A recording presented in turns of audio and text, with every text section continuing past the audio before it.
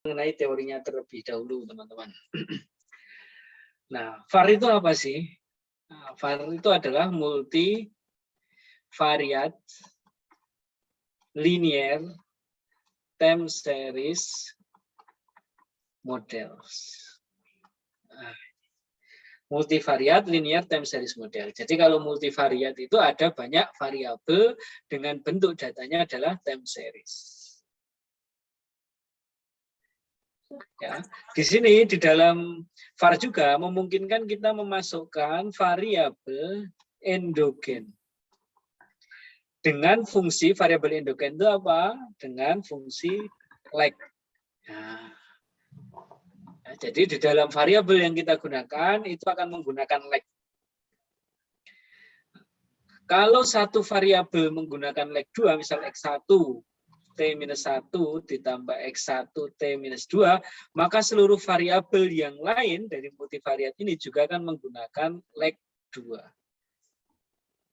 Nah, ini. Dan yang ketiga, VAR itu termasuk model yang simple dan fleksibel. Nah, seperti ini teman-teman. Jadi pengertian VAR itu ada 3. Pertama terkait dengan multivariate linear time series model. Ketiga, variabel endogen itu akan fungsi dari lag. Nah, jadi kalau salah satu variabel lag-nya 2, maka variabel lain kemungkinan juga lag-nya adalah 2. Jadi satu lag untuk seluruh variabel, tergantung lag-nya nanti. Nah, dan yang ketiga itu adalah simple dan fleksibel. Nah, VAR ini ditemukan oleh Sims. Nah, Sims ini mengkritik terkait dengan permodelan di dalam makroekonomi. Nah, makroekonomi itu kan memiliki data yang sangat banyak, sehingga Sims memungkinkan untuk membuat model namanya adalah VAR, atau vektor autoregresif. Nah, sehingga VAR ini akan lebih dominan jika kita ketika menggunakan variabel makro. Ya, itu terkait dengan vektor autoregresif. Nah, lalu kegunaan VAR itu apa? Pertama, kita bisa melakukan yang namanya forecasting. Dan yang kedua, kita bisa melakukan yang namanya analisis struktural. Struktural analisis. Nah, ini teman-teman. Jadi kegunaan VAR untuk melakukan forecast, dan yang kedua untuk melakukan analisis struktural. Dan mungkin pada hari ini kita akan belajar mengenai VAR forecasting dulu. Nanti setelah UK2 kita baru akan belajar mengenai SVAR, struktural vektor autoregresif. Nah, sekarang bagaimana step dari model VAR ini? Nah, langkah-langkahnya adalah seperti ini, teman-teman.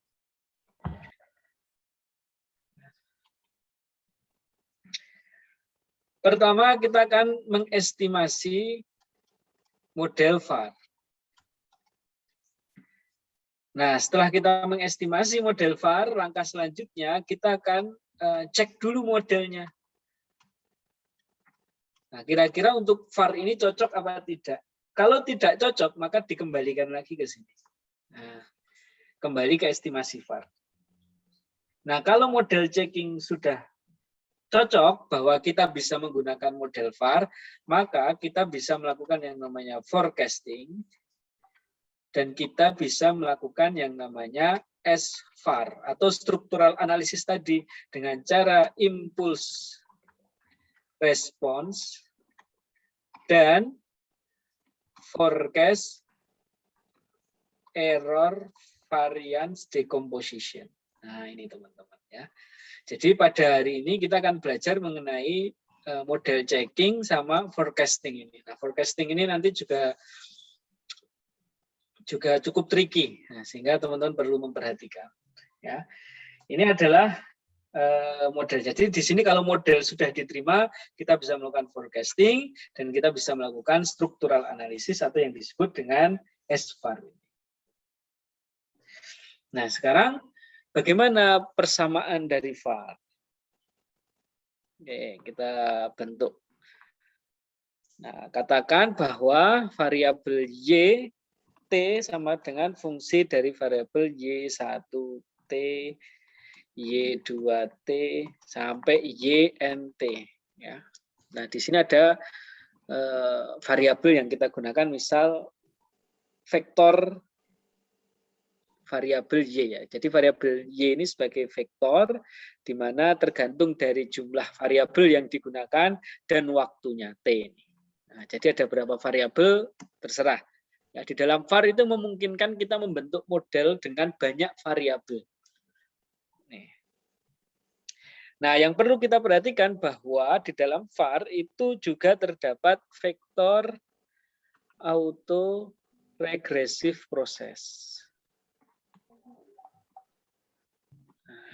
Vektor autoregressive process dapat kita tulis YT atau YT sama dengan beta 0 tambah beta 1 YT minus 1 tambah beta 2 YT minus 2 ditambah titik-titik. Nah, tergantung lag-nya, nanti tergantung lag-nya ada berapa variabel atau ada berapa lag.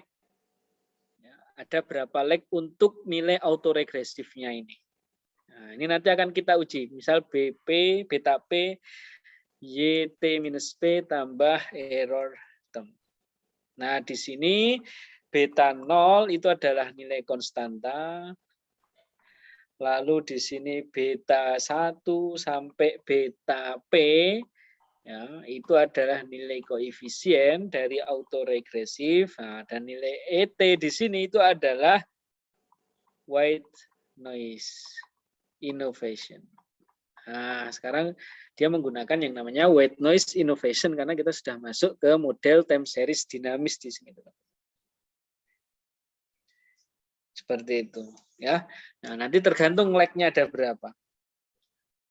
Nah, ini termasuk disebut juga dengan autoregresif. Ini YT minus 1, berarti ini AR1, ini AR2. Nah, tergantung nanti lag ada berapa, nanti sampai ARP. Nah, karena model var ini itu berkaitan erat dengan matrix notation, ya, notasi matriknya dapat kita tulis jadi seperti ini, teman-teman. Karena var ini antara satu variabel dengan variabel lainnya itu akan selalu berkaitan. Sehingga misal kita menggunakan Y1T, nah, maka dapat kita tulis beta 11 Y1 T-1. Misal kita menggunakan dua variabel ya. Berarti matriks notationnya akan menjadi seperti ini. Y1T sama dengan beta 11 Y1 T-1 ditambah beta 12 Y2 T-1 tambah error 1 term. Berarti Y2T sama dengan beta 21 Y1 T-1 ditambah beta 22 Y2 T-1. Nah, ini teman-teman kembali ke matematika ya. Ini error term 2T. Seperti ini. Nah, berarti matriks notation-nya kan menjadi dapat kita tulis YT sama dengan beta 1 YT-1 tambah error term. Di mana Y1 sama dengan, di sini ada dua variabel Y-nya. YT itu berarti Y1T sama Y2T. Atau kalau kita berikan kemudahan atau kita kasih contoh, misal YT sama dengan fungsi dari suku bunga, misal ya. Misal fungsi dari suku bunga T sama GDP T. Nah, jadi variabel Y ini ada dua, suku bunga dan GDP. Sehingga beta T sama dengan, nah ini tinggal kita masukkan beta 11, beta 12, beta 21, beta 22 sama dengan di sini error term sama dengan error term 1 sama error term 2. Nah, seperti ini teman-teman. Ya, ini adalah matriks notasi dari var. Nah, karena var ini bisa memasukkan lebih dari 4 variabel makro.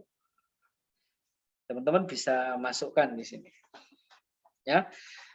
Ini adalah matriks notation dari var. Nah, tetapi perform dalam membentuk var itu juga tidak jauh dari aplikasi OLS-nya, teman-teman. Nah, estimasi OLS di dalam var.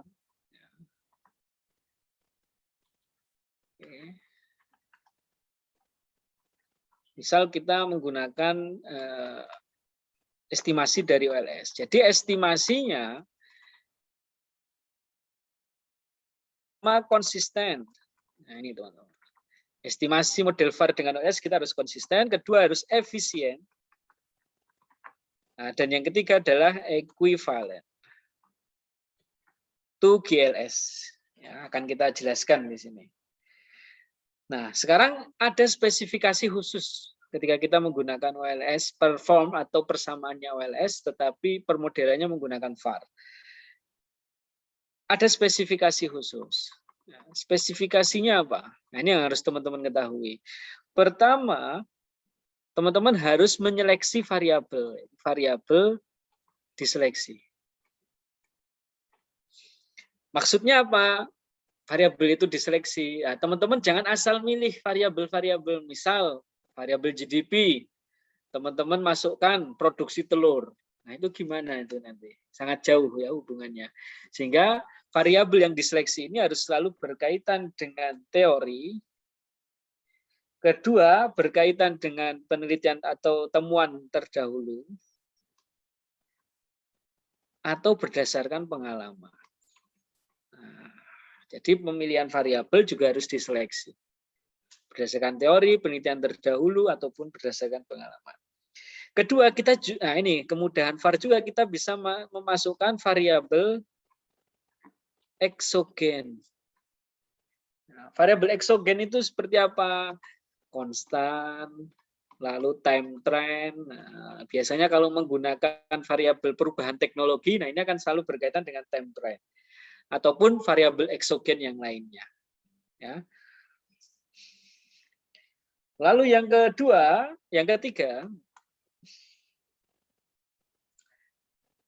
kalau variabel itu tidak stasioner di level, maka bisa transform ke bentuk difference.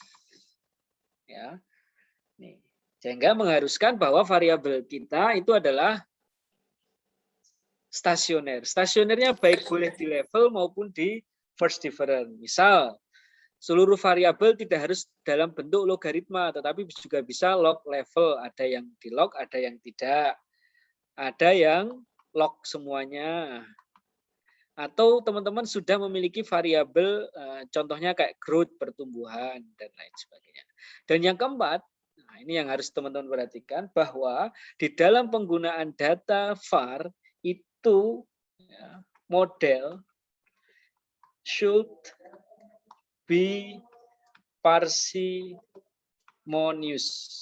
Apa itu parsimonious? Parsimonious itu adalah data dalam bentuk level terkecilnya. Misal GDP, level terkecilnya apa? Pertumbuhan ekonomi. Sehingga kita menggunakan pertumbuhan ekonomi. Ataupun selain pertumbuhan ekonomi, kita juga bisa lihat output gap. Output gap itu apa? Output antara aktual sama yang dapat dicapai. Nah, itu namanya output gap. Di sini Adan kita dengarkan sebentar ya, Adan.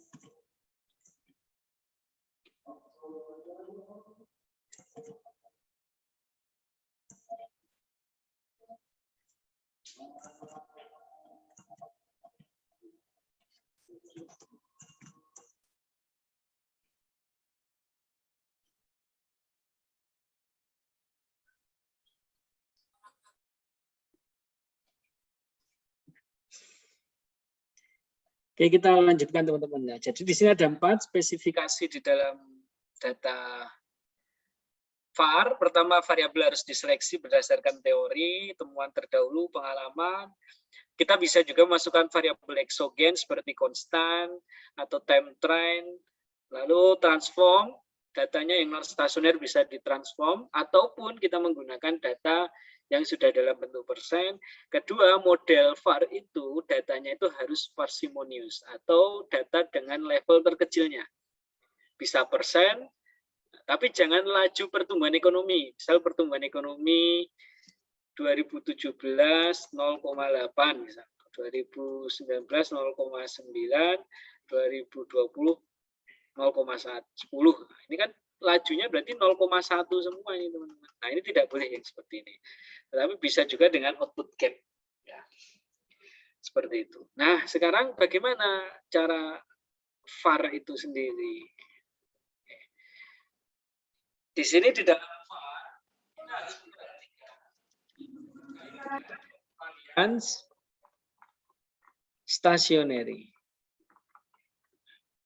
Ya, jadi variabel yang kita miliki itu harus stasioner. Kalau variabel kita stasioner berarti berimplikasi adanya keseimbangan jangka panjang sehingga kita bisa melakukan forecast. Nah, di VAR ini kita harus melakukan forecasting, teman-teman. Ya. Dan yang kedua, nilai YT atau variabel yang kita gunakan itu tidak bergantung pada waktu. Nah, ini sudah kita jelaskan di dalam stasionaritas. Tetapi bergantung pada lag-nya. Sehingga fungsi dari variabel YT merupakan persamaan dari variabel YT plus C. Sama dengan mu. Nah, mu-nya ini ada banyak ini. mu1, mu2, nah, tergantung sampai nanti berapa mu3. Ya, seperti ini. Dan kita berharap bahwa variabel Y, T, dan YT plus J itu tidak bergantung terhadap waktu. Kalau bergantung terhadap waktu, maka nilai varians akan berubah. Kalau nilai varians berubah, sehingga variabel ini tidak stasioner. Sehingga dia harus dihadapkan bahwa depend on lag, bukan depend on time. Seperti itu. Jadi ini kurang lebih sama di dalam stasioneritas. Ya. Lalu yang kedua, condition. Kondisi dari stasioneritasnya itu apa?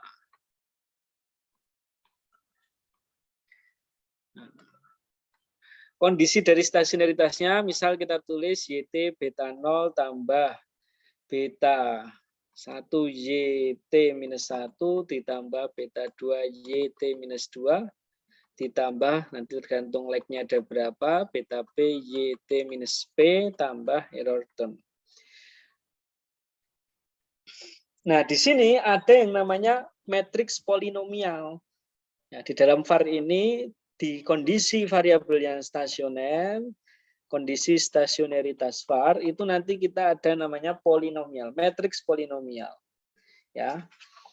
Di mana matriks polinomial ini didapatkan dari IN beta 1L kurangi beta 2L kuadrat minus, nah, tergantung lag-nya lagi, beta P, L, P, ya, pangkat P, lalu YT sama dengan beta 0 tambah error term. Nah, kalau kita simpulkan lebih sederhana, sehingga menjadi beta merupakan fungsi dari L, YT sama dengan beta 0 tambah error term. Nah, di sini yang disebut dengan lag polinomial.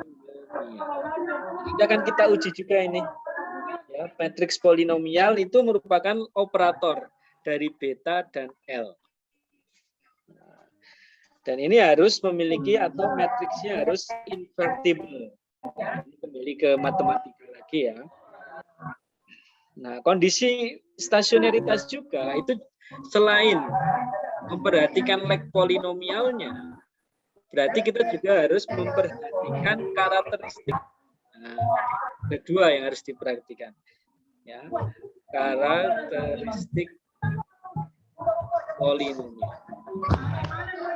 atau biasa disebut dengan modulus. Nah, nilai modulus ini harus di bawah angka 1. Jadi untuk memperhatikan nilai kondisi stasionaritas, itu berarti harus nilai modulusnya itu harus di bawah 1. Atau nanti kita juga gunakan grafik bahwa dot atau titik-titiknya itu berada di dalam lingkaran. Ya, seperti itu. Nah, ini adalah kondisi stasionaritas pada VAR. Pertama, kita harus memperhatikan leg polinomialnya. Yang kedua, kita harus memperhatikan karakteristik polinomial. Dan yang ketiga, yang harus kita perhatikan di dalam membentuk model VAR itu adalah leg length kriterianya.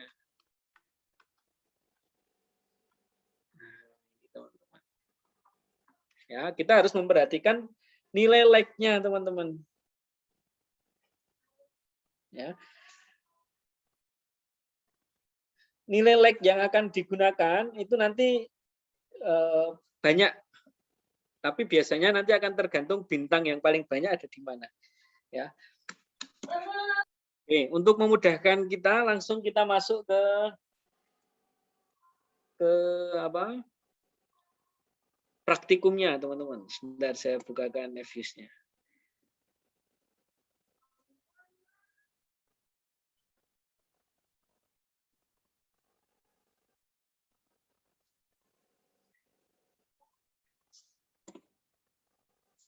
Nevis.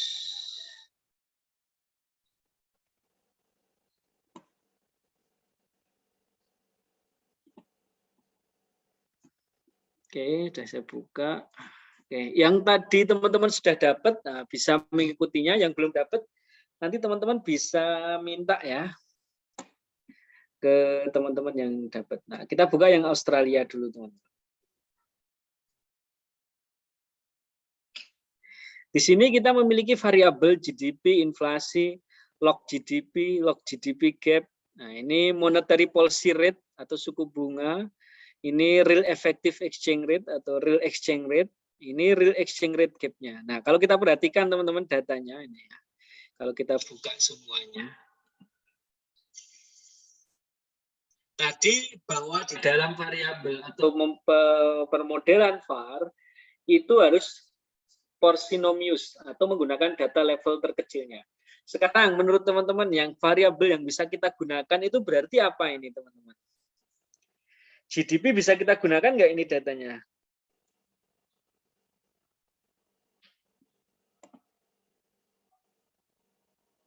Kira-kira bisa nggak teman-teman? Coba ini. Arifah Hisnaini. Ada Mbak Arifah?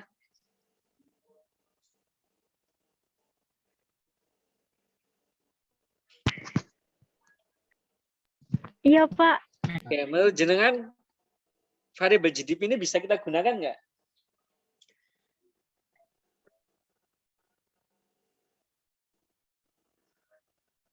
Tadi sudah saya jelaskan. Oke, gimana? Bisa Bang ya?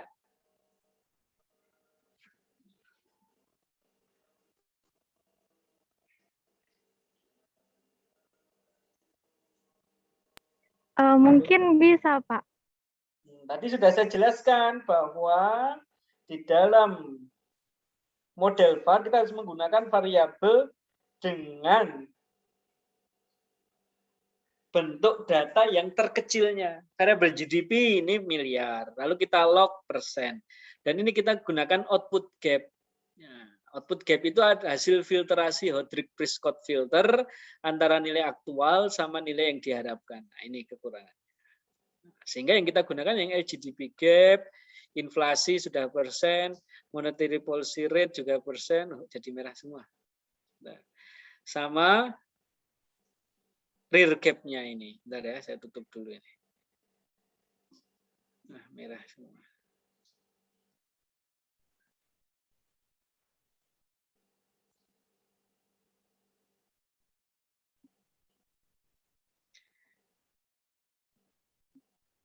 Nah, berarti variabel yang kita gunakan, teman-teman, kita masuk. Nah, berarti LGDP gap, inflasi, Monetary policy rate sama effective exchange rate atau real exchange rate gap. Lalu kita klik open, lalu kita asfar. Nah ini. Nah sudah kita anggap ya, kita asumsikan bahwa variabel yang kita gunakan ini semua stasioner. Nah data kita itu kan sampai 2014. Nah kita coba sampai 2012 dulu. Nanti selebihnya kita akan gunakan buat forecastingnya teman-teman. Nah sehingga kalau data kita sudah dalam bentuk terkecilnya, kita tidak perlu merubah logaritma di sini, di endogenous variable ini sudah kita tidak perlu kita rubah. Misal kita masukkan dulu, ini kuartalan, berarti kuartalan itu Q1 sampai Q4, kita masukkan dulu yang Q4, 1 sampai 4, berarti leg-nya leg 1 sampai 4. Ini menggunakan standar VAR. Kalau sudah kita klik OK.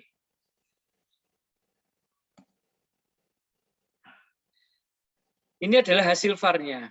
Tetapi apakah ini model VAR yang kita harapkan? Belum tentu. Karena langkah yang harus kita hadapi apa? Estimasi VAR. Ini adalah estimasi VAR-nya. Ini adalah estimasi VAR-nya. Baru langkah selanjutnya kita apa? Checking model. Cek modelnya menggunakan apa? Nah, ini akan kita jelaskan di sini. Pertama yang akan kita jelaskan itu mengenai length kriteria.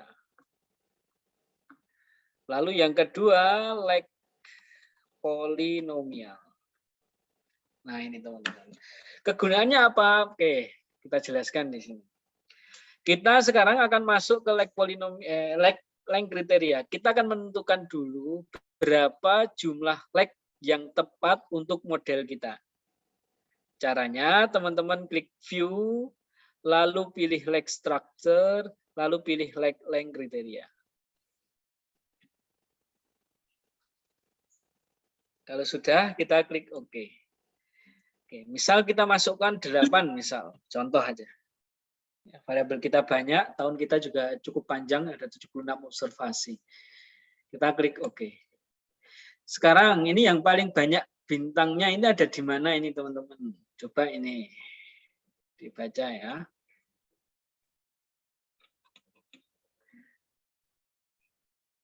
Fasihatun Najah ada.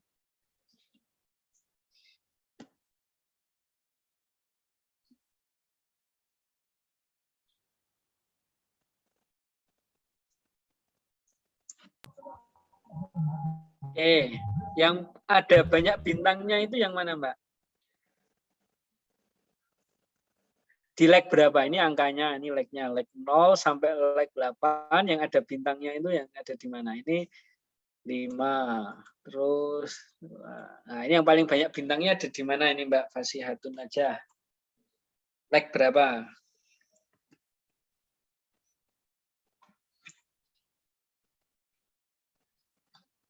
Enggak ada orangnya. Kalau enggak ada kita remove. Ya.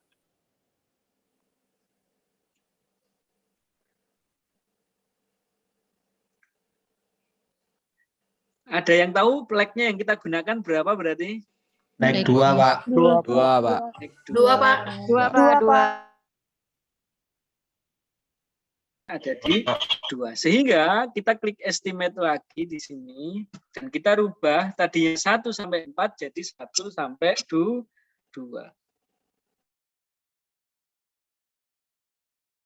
Silvernya teman-teman.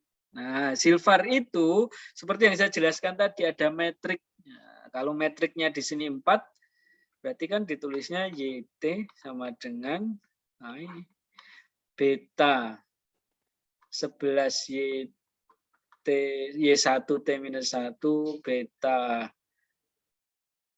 12 Y2 T-1 lalu beta berapa lagi 13 Y3 T-1 beta 14 Y4 T-1.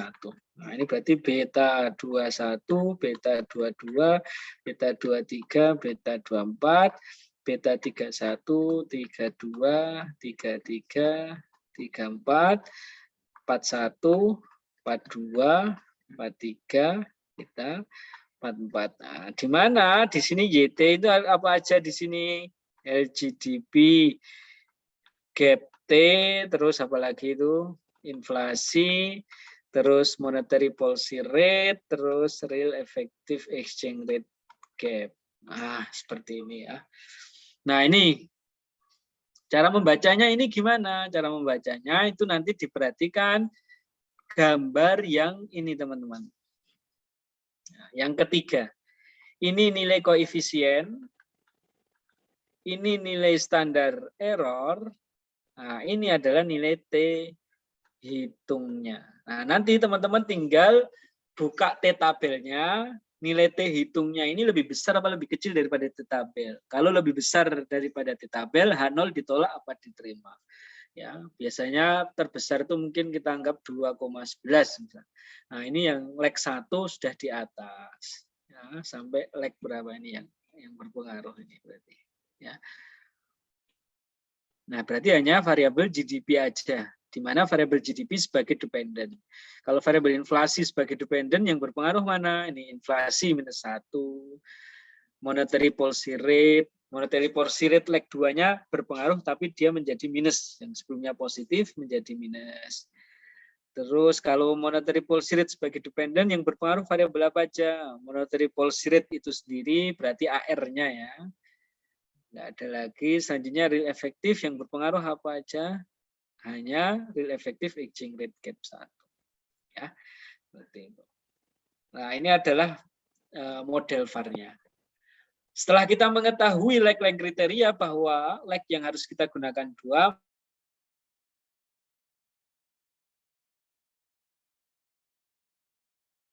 stabil apa tidak modelnya, maka kita klik view, teman-teman pilih leg structure, boleh pilih root table ataupun root graph.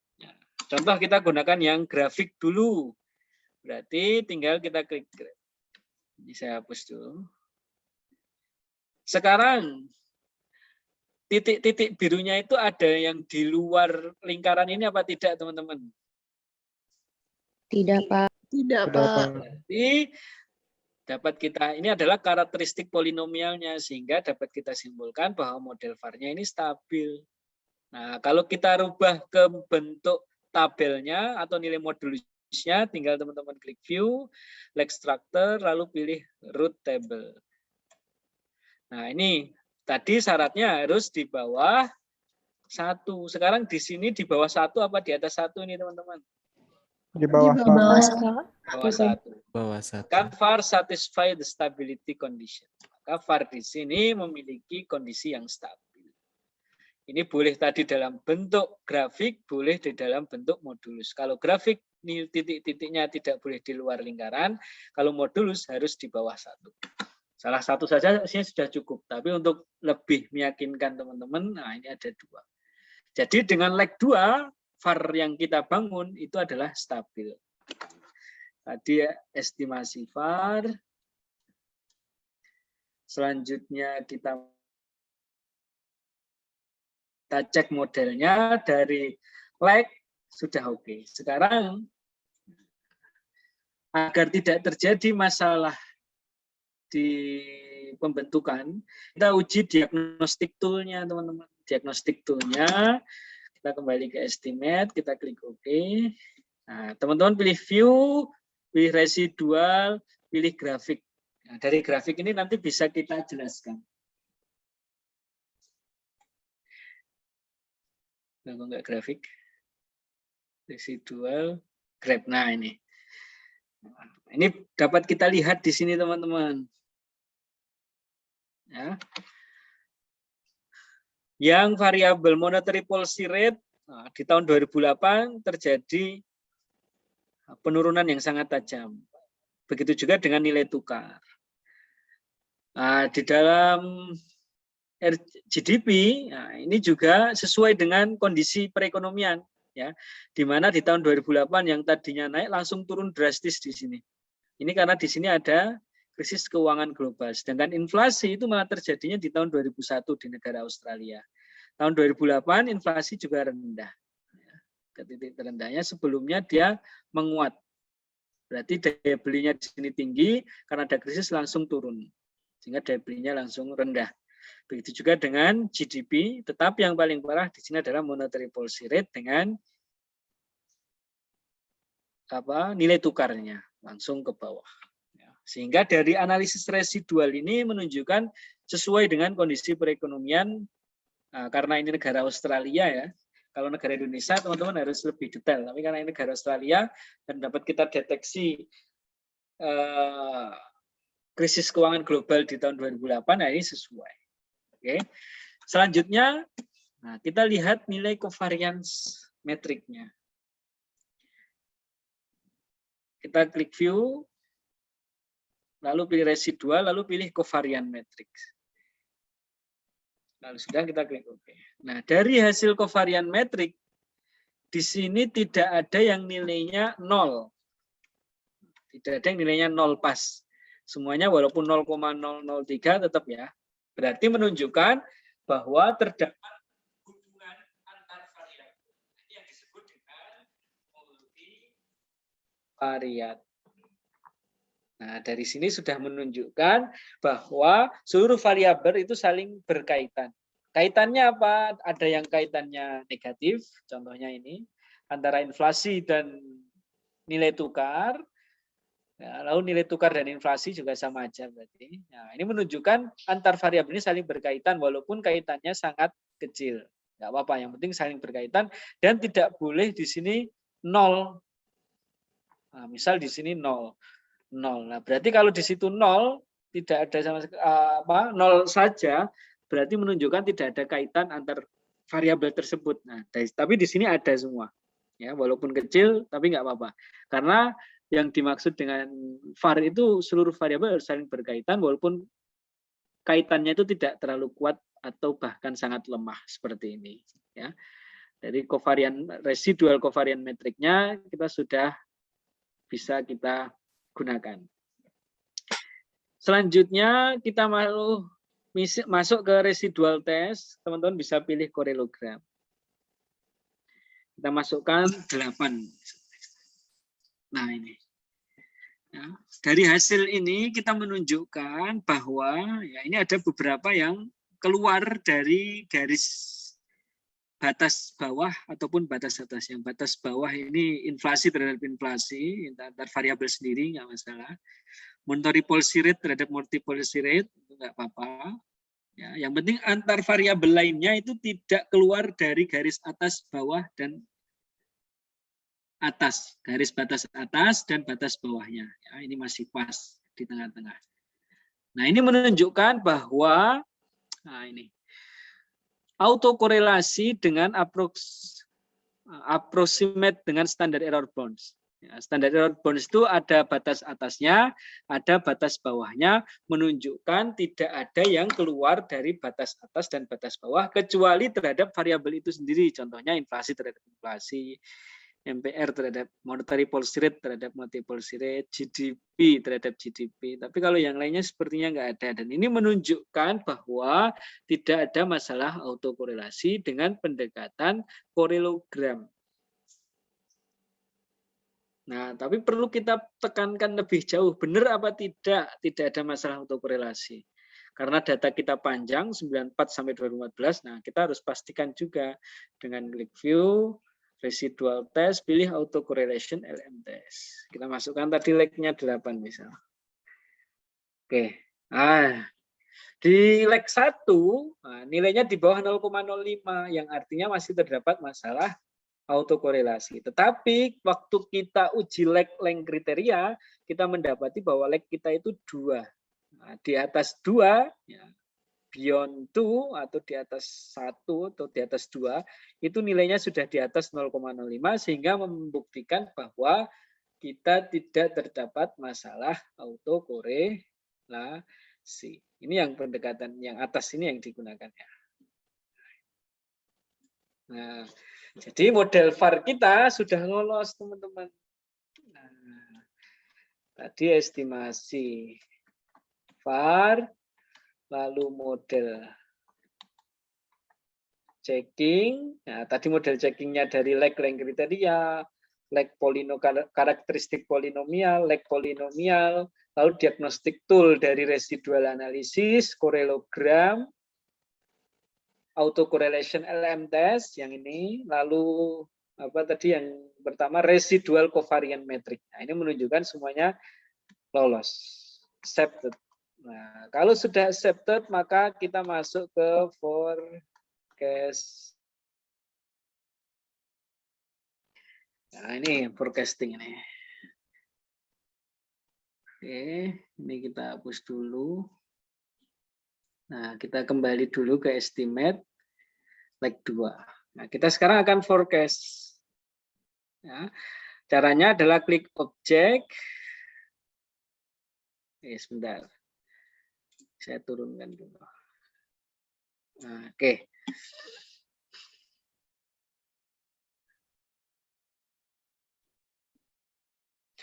Pertama kita pilih proc, lalu pilih make model. Nah, ini adalah model yang akan kita forecast. Yang akan kita forecast ini yang pertama ini, teman-teman. Nah, kalau sudah, kita klik solve. Nah, di dalam forecasting itu ada dua tipe. Pertama, tipe dinamis, nah ini dynamic solution, dan yang kedua itu adalah tipe static solution. Nah, kita akan gunakan dulu yang dynamic solution ini, teman. Pertama dynamic, ini deterministik, tidak perlu dirubah. Nah, sekarang yang ingin kita masukkan, yang ingin kita forecast dari tahun berapa? Nah, kita yang ingin kita forecast di sini adalah misal tahun 2013 Q1 sampai 2014 Q4. Nah, contohnya seperti ini. Nah, solusi skenario-nya kita menggunakan yang baseline. Menggunakan dasarnya baseline. Alternatif tidak perlu dirubah, kalau sudah kita klik OK.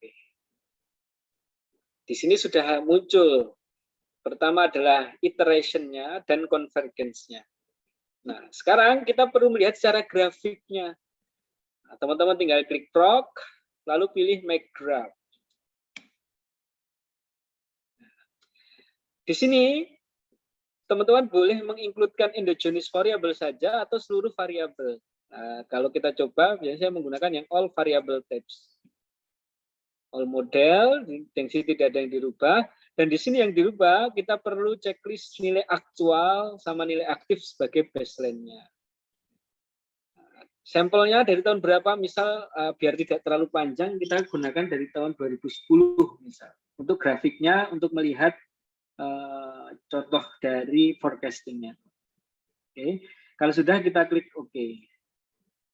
Nah, di sini dapat kita lihat. Nah, ini adalah nilai aktualnya yang warna biru, dan yang warna hijau ini adalah baseline-nya, teman-teman. Ini untuk variabel inflasi, ini untuk variabel GDP, ini untuk variabel monetary policy rate, ini untuk real effective exchange rate atau nilai tukar. Dari seluruh ini, kira-kira forecasting kita ini diterima apa tidak? Nah, ini kita kesulitan ketika kita menggunakan yang dynamic solution. Karena kenapa? Karena di sini tidak ada pembatas atas dan pembatas bawah. Untuk memudahkan teman-teman, maka dalam melakukan forecasting, kita perlu gunakan bounds untuk melihat agar nilai aktual yang warna biru ini itu tidak keluar dari batas atas ataupun batas bawahnya. Oke. Caranya, kalau teman-teman sudah forecast seperti ini, nanti di work file-nya nanti akan muncul ya. Ada MPR 0, GDP 0. Nah, ini adalah hasil forecasting-nya ini, teman-teman. Nah, ini datanya. Hasil forecasting. Ya. Nah, karena kita perlu keluarkan active code-nya, maka kita klik solve, lalu kita pindah ke stochastic. Nah, ini kita gunakan dynamic solution, tetapi yang kita rubah di sini sekarang itu kita pilih bounds, standar deviasinya kita checklist, kita hilangkan checklistnya, ini pilih baseline, lalu kita klik OK. Nah, jadi bounds-nya yang untuk melihat batas atas dan batas bawahnya tadi. Kalau sudah kita klik oke. Yang pilih bonds itu ada yang baseline-nya saja. Ya, kalau sudah kita klik. Nah, nanti akan muncul variabel baru lagi di sini. Nah, tadi 0, sekarang ada 0H, 0L, dan 0M. Artinya apa itu? GDP 0M itu berarti GDP underscore 0 min. Nilai rata-ratanya. I itu berarti nilai uppernya. H itu berarti nilai L, sorry. Ini L itu nilai lowernya, batas bawah. H ini batas atasnya. Nah, sekarang kita sudah memiliki batas atas dan batas bawahnya. Caranya teman-teman klik proc, pilih make graph. Nah, yang di sini yang dirubah itu adalah mean dan confidence bounds. Semuanya sama, kita rubah dari tahun 2010 saja, biar tidak terlalu panjang. Oke, kalau sudah kita klik OK. Nah, sekarang sudah muncul di sini teman-teman. Dari hasil forecasting kita menunjukkan bahwa hasil forecast nilai aktualnya itu tidak keluar dari batas atas maupun batas bawahnya. Sehingga ini dapat kita katakan good for forecasting. Ya. Jadi tidak pure forecasting, tapi good forecasting. Nah, ini bukan berarti terbaik. Nah, ini good. Karena nilai aktualnya ini tidak keluar dari batas bawah maupun batas atas. Nah, kalau kita perhatikan di sini, nah, contohnya kita forecast GDP gap. Nah, GDP gap tahun 2013 itu bergerak turun, teman-teman. Lalu sempat naik, turun, fluktuasi, ya, tetapi dari 2014 dia turun. Nah, ini berarti kita dapat teliti di negara Australia ada masalah apa di sana. Ya. Bisa jadi itu karena ada tahun 2015 itu terjadi yang namanya mini krisis. Nah, sehingga sudah dapat direspon lebih dahulu dengan forecast kita dibanding dengan baseline-nya. Nah, ini GDP gap. Ya. Nah, kalau nilai tukarnya ini naik lalu turun dan berada di bawah nilai aktualnya. Ya, ini adalah forecast-nya. Nah, berarti mini krisis yang terjadi tahun 2015 itu sudah direspon lebih awal dengan forecasting ini, teman-teman. Ya, seperti itu. Nah, ini adalah bentuk forecasting dengan pendekatan bonds. Nah, ini dengan pendekatan bonds ini lebih memudahkan teman-teman. Nah, karena teman-teman bisa melihat nilai aktualnya itu tidak keluar dari batas atas dan batas bawah. Kalau keluar, nah ini berarti kemungkinan terjadinya poor forecasting. Ada masalah di dalam melakukan forecasting. Nah, seperti itu. Nah, sekarang kita juga bisa melakukan dengan skenario, teman-teman. Nah, kalau melakukan dengan skenario, caranya, nah ini. Teman-teman klik skenario, kita pilih skenario 1. Nah, skenario itu gunanya untuk apa? Mengantisipasi atau bisa kita sebut juga dengan early warning system. Mengantisipasi kejadian yang tidak diinginkan. Misal kita gunakan skenario 1. Nah, sudah kita klik skenario 1, baru selanjutnya kita klik solve. Nah, ini sudah ke skenario 1. Ini stokastik, sama ya. Semuanya kita klik OK. Nah, selanjutnya kita pilih proc, lalu pilih make graph. Nah, ini sama skenario 1, ini dari tahun 2010 saja. Tidak banyak. Oke, kalau sudah. Nah, ini ya, kurang lebih sama dengan pendekatan yang tadi. Ya. Seluruhnya itu tidak ada yang keluar dari batas atas dan batas bawah. Coba kalau kita gunakan yang sebentar. Kita gunakan yang skenario yang static solution. Kita coba ya. Proc, make graph 2010. Oke, ini dia.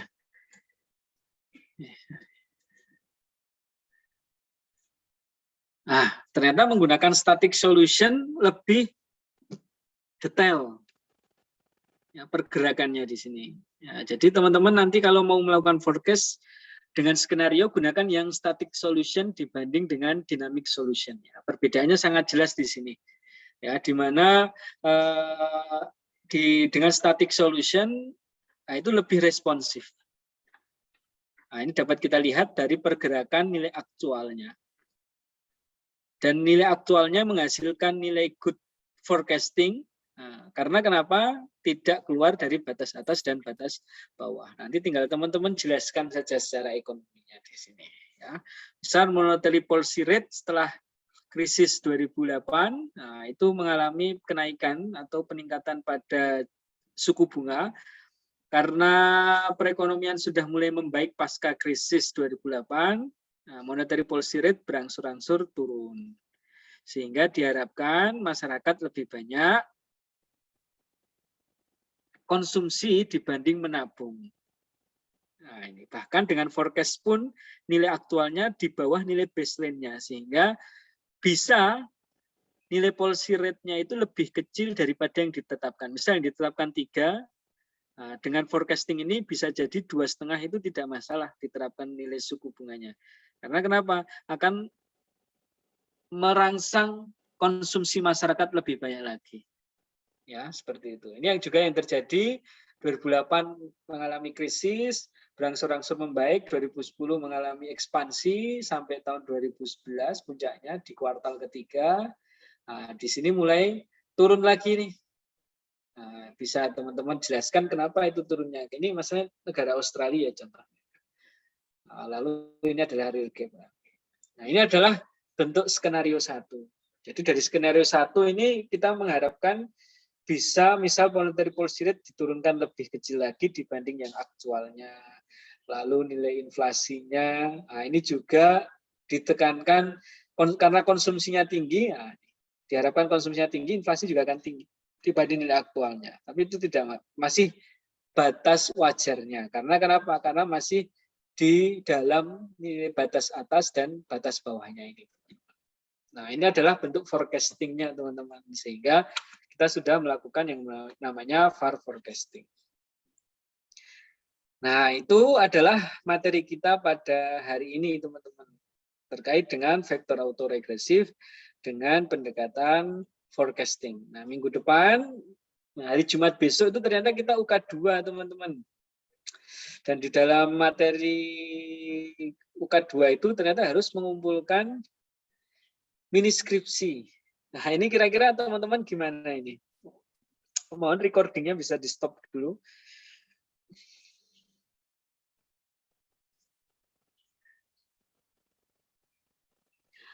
Bapak, maaf, mau nanya, itu yang mini skripsi berarti setelah UK2 ya, Pak?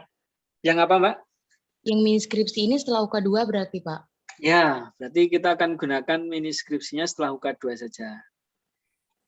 Jadi UK2 besok akan saya kasih data, teman-teman lakukan permodelan VAR dan analisisnya seperti yang saya sampaikan tadi. Ya, analisis secara ekonomi dan lain sebagainya.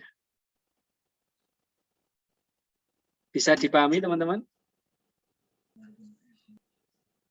Tapi ngumpulinnya sekali aja kan, Pak, nanti pas... Ya, sekali saja. Ngumpulinnya mau di praktikum apa di teori? Di praktikum aja, Pak. Ya, praktikum aja ya. Kalau gitu nanti dikumpulkan di praktikum, soalnya di teori. Tapi ngumpulkannya di praktikum gitu aja, Pak ya. Biar kelihatan ada semua.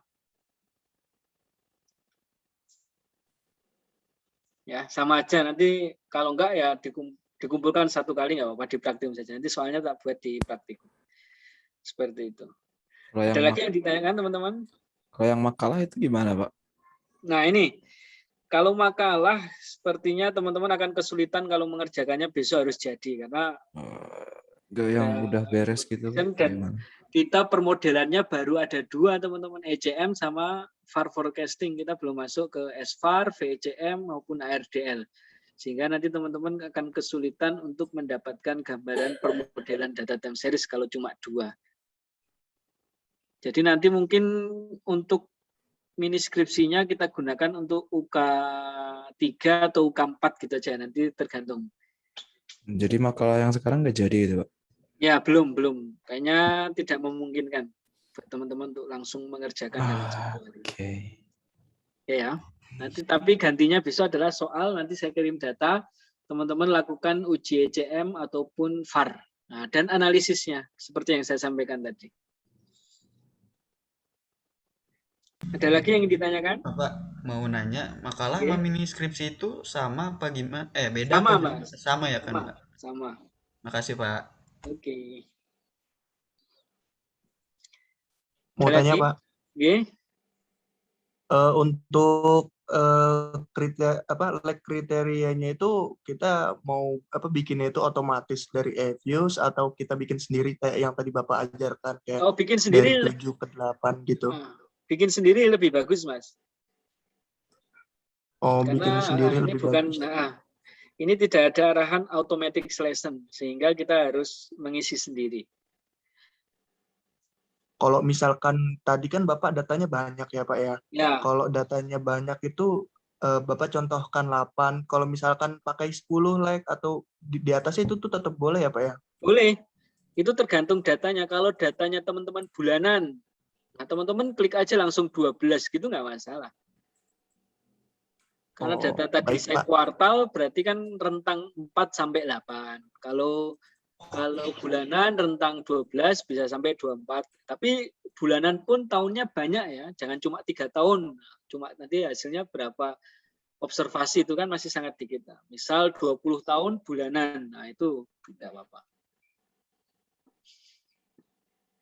Ada lagi yang ditanyakan? Bapak nanti UK-nya kita kayak kemarin yang teori sama praktikum atau praktikum aja, Pak? Praktikum saja nanti tak taruh di soal praktikum, ada data, teman-teman melakukan permodelan, ECM dan VAR, lalu analisis saja seperti itu. Dikumpulkannya kapan? Senin?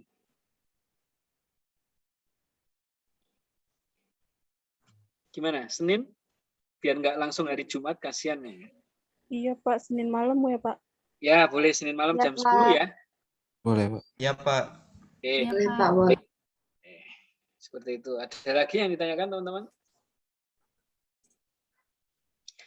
Kalau tidak ada, kita tutup materi kita pada malam hari ini dengan bersama-sama baca hamdalah.